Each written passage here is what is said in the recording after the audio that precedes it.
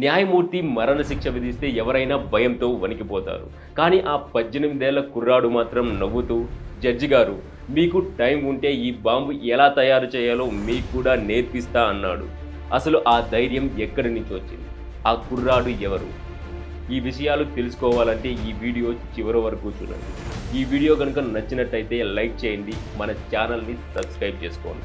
నమస్కారం, welcome to Gandeevam, the arrow of truth.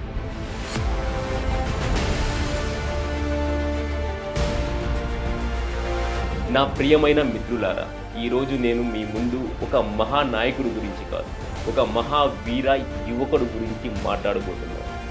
18 సంవత్సరాల వయసులో చేతిలో భగవద్గీత, ముఖంలో చిరునవ్వు, నోటిలో వందే మాతరం నినాదంతో ఉరిగంబం ఎక్కిన ఒక బాలవీరుడున్నాడు. అతని వీరత్వం భగత్ సింగ్ లాంటి స్వాతంత్ర సమరయోధులకు స్ఫూర్తి. అతనే ఖుదీరామ్ బోస్. స్నేహితులారా, మనకు ఈరోజు స్వేచ్ఛ సాధారణంగా అనిపిస్తుంది. కానీ ఒకసారి ఆలోచించండి, ఈ స్వేచ్ఛ కోసం ఎంతమంది తమ యవ్వనాన్ని, తమ కలలను, తమ ప్రాణాలను త్యాగం చేశారు. బ్రిటిష్ పాలనలో మన దేశం ఒక బానిస దేశం. మన మాటకు విలువ లేదు, మన జీవితాలకు భద్రత లేదు. ఆ రోజుల్లోనే ఖుదీరామ్ లాంటి యువకులు తిరుగుబాటు స్వరం వినిపించారు. ఖుదీరామ్ బోస్ 1889 డిసెంబర్ 3న బెంగాల్లోని మేదినాపూర్ జిల్లాలో జన్మించాడు. చిన్న వయసులోనే తల్లిదండ్రులను పోగొట్టుకున్నాడు. అనాథలా పెరిగిన అతని హృదయంలో దేశం పట్ల ప్రేమ మాత్రం ఎప్పుడూ అనాథ కాలేదు. ఖుదీరామ్ బోస్ అది పాఠశాలలో చదువుకునే రోజులు. బ్రిటిష్ ప్రభుత్వం వందే మాతరం అనే మాటను నిషేధించింది. ఇప్పుడే ఖుదీరామ్ను బలంగా ఆలోచనలో పడేసింది. వందే మాతరం అనే మాటను నిషేధించవచ్చు, భావాన్ని ఎలా నిషేధిస్తారు? అందుకే రహస్యంగా బ్రిటిష్ వారికి వ్యతిరేకంగా పాంప్లెట్లు పంచాడు. రహస్య స్వాతంత్ర సమరయోధుల సమావేశాలకు వెళ్ళాడు. అప్పుడే అతని మనసులో ఒక నిర్ణయం పుట్టింది, దేశం కోసం ఏదైనా చెయ్యాలి అని. అలా ఖుదీరామ్ అనుశీల్ సమితిలో చేరాడు. అక్కడ అతను నేర్చుకున్నది కేవలం బాంబు తయారీ, ఆయుధాల వాడకం మాత్రమే కాదు, దేశం కోసం చనిపోవడానికి మనసును సిద్ధం చేసుకోవడం. అతని ధైర్యాన్ని చూసి పెద్ద పెద్ద విప్లవకారులే ఆశ్చర్యపోయారు. కలకత్తా మ్యాజిస్ట్రేట్ అయిన డగ్లస్ కింగ్ఫోర్డ్ భారతీయుల పట్ల అత్యంత క్రూరంగా ప్రవర్తించేవాడు. వందే మాతరం అన్నందుకు చిన్న పిల్లలను కూడా కొరడాతో కొట్టేయించేవాడు. విప్లవకారుడు అతనిని మృత్యువుకు అర్హుడు అని ప్రకటించారు. కింగ్స్ఫోర్డ్ ముజఫర్పూర్కు బదిలీ అయినప్పుడు అతనిని చంపే బాధ్యతను ఖుదీరామ్ బోస్ మరియు ప్రఫుల్లా చాకీలకు అప్పగించారు. ఖుదీరామ్, ప్రఫుల్లా చాకీ ముజఫర్పూర్ చేరుకొని కింగ్స్ఫోర్డ్ కదలికలను నిశితంగా గమనించారు. రాత్రి 8:30 సమయంలో కింగ్ఫోర్డ్ క్లబ్ నుంచి బయటికి వస్తారని ఎదురు చూస్తున్నారు. సరిగ్గా చీకటిలో ఒక గుర్రపు బండి రావడం చూసి కింగ్ఫోర్డ్ అందులోనే ఉండాడని భావించి ఖుదీరామ్ శక్తివంతమైన బాంబును విసిరారు. ఆ బండిలో కింగ్స్ఫోర్డ్ లేడు. అందులో ప్రయాణిస్తున్న మిసెస్ కెన్నడీ మరియు ఆమె కుమార్తె మరణించారు. వెంటనే ఆ ఇద్దరు అక్కడి నుంచి కాలినడకన పారిపోయారు.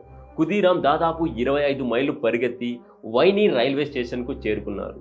వైనీ రైల్వే స్టేషన్లో మంచినీళ్లు తాగుతుండగా ఖుదీరామ్ పొరపాటున ఒక మాట జారడంతో పోలీసులు అనుమానించి ఆయనను పట్టుకున్నారు.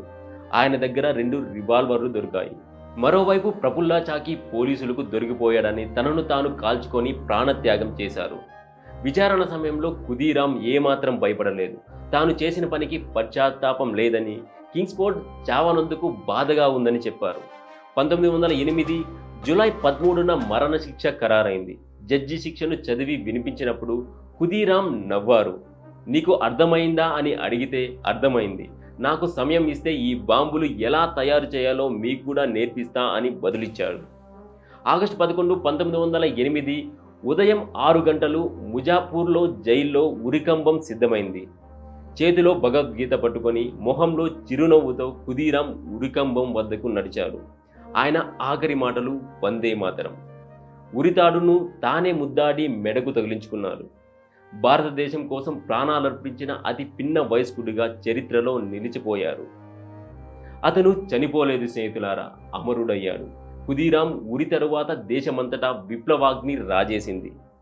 యువత ఆలోచించింది, ఖుదీరామ్ చేయగలిగితే మనం ఎందుకు చేయలేమని. భగత్ సింగ్ లాంటి విప్లవకారులపై కూడా ఈ బాలవీరుడి ప్రభావం బాగా పడింది.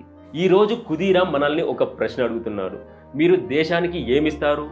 డబ్బు కాదు, పదవి కాదు, నిజాయితీ, భద్రత, దేశం పట్ల ప్రేమ. ఇవే ఆయన కోరింది.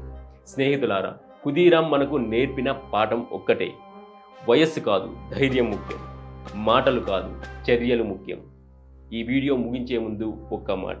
ఈరోజు ఖుదీరామ్ మనల్ని ఒక ప్రశ్న అడుగుతున్నాడు. మీరు దేశానికి ఏమిస్తారు?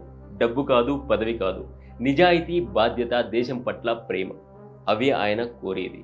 స్నేహితులారా, ఖుదీరామ్ మనకు నేర్పించిన పాఠం ఒక్కటే, వయస్సు కాదు ధైర్యం ముఖ్యం, మాటలు కాదు చర్యలు ముఖ్యం.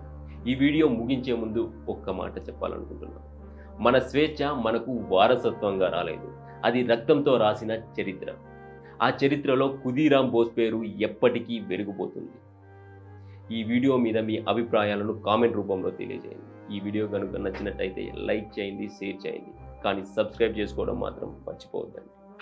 వందే మాతరం. జై హింద్.